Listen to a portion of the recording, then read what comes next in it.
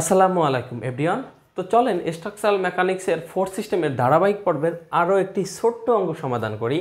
এই অঙ্কটা নেওয়ার একটা রিজন রয়েছে, যেহেতু একেবারে ছোট একটা অঙ্ক, কিন্তু আপনারা দেখবেন যে এটা বিভিন্ন ক্ষেত্রে বইতে সেম, সকল বইতে অনুরূপভাবেই থাকে, কিন্তু যখন আপনি করতে যাবেন বা অন্য কোনো জায়গায় পাবেন তখন দেখবেন যে এটা ডিরেকশনগুলো চেঞ্জ হয়ে যেতে পারে।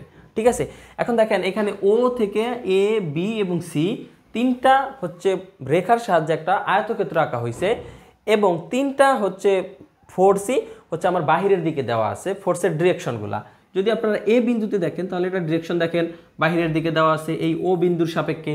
আবার যদি সিটা দেখেন তাহলেও কি আপনার দেখবেন বাহিরের দিকে দেওয়া আছে, আবার বিটাও দেখেন কি বাহিরের দিকে দেওয়া আছে। কিন্তু এইগুলার ক্ষেত্রে অর্থাৎ এই হচ্ছে বহুভুজ হোক বা ষড়ভুজ হোক বা পঞ্চভুজ বা চতুর্ভুজ বা আয়তক্ষেত্র যেগুলোই হোক না কেন, এই ভুজ রিলেটেড অঙ্ক যখন আসবে আপনার ডিরেকশনগুলো খেয়াল রাখবেন যে ডিরেকশনগুলো কোন দিকে দেওয়া আছে। তাহলে এটার আমরা তিনোটা ডিরেকশনই বাইরের দিকে দেখতে পাইতেছি, তাহলে এটার ফ্রি বডি ডায়াগ্রামটা আমরা খুব সহজেই করে নিতে পারবো। তাহলে এখানে প্রথমে রয়েছে কোন দিকে, যে হরিজন্টালের প্লাস পয়েন্টে রয়েছে কত কেজি, 10 কেজি ফোর্স। তাহলে এইটাকে আমরা দিলাম 10 কেজি। তারপরে দেখেন কি আমার এই ডিরেকশনে যে বাহিরের দিকে ডিরেকশনে দেখেন কি রয়েছে, সি একটা ফোর্স রয়েছে যেটা রয়েছে 15 কেজি। এটা একটা ফোর্স রয়েছে 15 কেজি, যার কোণটা রয়েছে 30 ডিগ্রি। এখন আপনি যেই ডিরেকশনটা আসলে খেয়াল করবেন, যদি এই ডিরেকশনটা এই দিকে না দিয়া যদি এই পাশে থাকতো তাহলে কিন্তু আর এই ফোর্সটা আমার প্রথম কোঅর্ডিনেটে থাকতো না, তাহলে এটা এইখানে হচ্ছে এটার অক্ষ ভেদ করে থার্ড কোঅর্ডিনেটে চলে আসতো। আমি কি বোঝাতে পারলাম?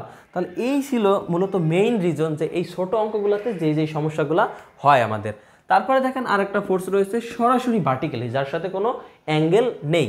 তাহলে এই ফোর্সটা রয়েছে কত, 8 কেজি। তাহলে এখান থেকে আমরা খুব সহজেই এখন সামেশন অফ হরিজন্টাল ফোর্স এবং সামেশন অফ ভার্টিক্যাল ফোর্স দিয়ে মানটা বের করে নিতে পারবো। তাহলে কি আমরা এখন লিখতে পারি না এখানে summation of horizontal force equal to 0, ডান দিকের বলগুলো কি পজিটিভ, ডান দিকের বলগুলো পজিটিভ। তাহলে এইখান থেকে আমরা প্রথমেই লিখতে পারি 10 কেজি, যার সাথে কোনো অ্যাঙ্গেল নেই। তাহলে 10 প্লাস তারপরে দেখেন 50 কেজি রয়েছে অর্থাৎ 15 KG.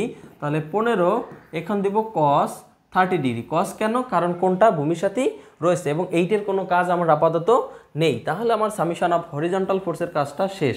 Summation of vertical force equal to 0, upward force equal plus. ঠিক আছে, তাহলে আপওয়ার্ডস ফোর্সগুলো যদি প্লাস হয় তাহলে 10-এর কোনো কাজ আছে নাই, তাহলে আমার 15-এর কাজ রয়েছে, যেহেতু এটার একটা ডিরেকশন উপরের দিকে।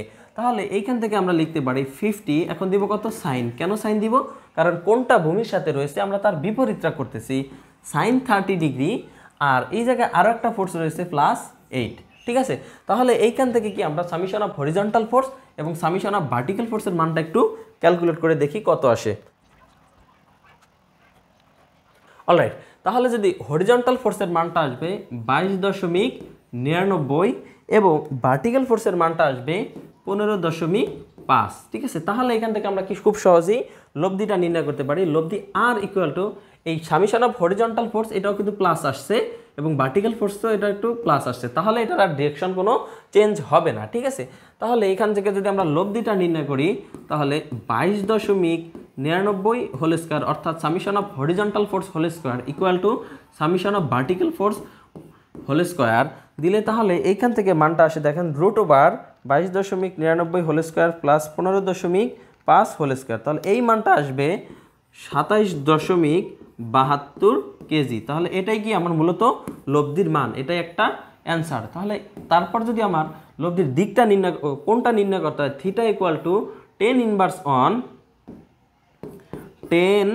ইনভার্স অন হরিজন্টাল ফোর্সের মান কি সবসময় উপরে। তাহলে হরিজন্টাল ফোর্সের মানটা হচ্ছে আমরা কত পাইছি 150.5 আর ভার্টিক্যাল ফোর্সের মান 22.99। তাহলে এইখান থেকে যদি আমরা ক্যালকুলেট করি শিফট 10 ইনভার্স 150.5 বাই 22.19, তাহলে এই মানটা আসে কত 33.98 ডিগ্রি। তাহলে এইটা ছিল লব্ধির কোণ নির্ণয়, কোণের মান। তাহলে সামেশন অফ হরিজন্টাল এবং ভার্টিক্যালের সাহায্যে আমরা রেজাল্টেন্ট ফোর্স আর এবং লব্ধি অ্যাঙ্গেল থিটা পেয়ে গেলাম। তাহলে এইটার সাহায্যে আমরা কি লব্ধির দিকটা এখন দেখিয়ে দিতে পারি না?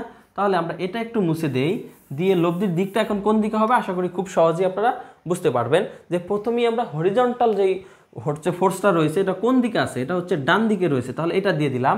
এবং তারপরে দেখেন ভার্টিক্যাল ফোর্সটা কোন দিকে রয়েছে, উপরের দিকে রয়েছে, তাহলে আমরা এটাকে এটার সাথে সংযোগ করে উপরের দিকে দিয়ে দিলাম। তাহলে এইভাবে করলে আর আপনার ভুল হওয়ার কোনো পসিবিলিটি থাকবে না।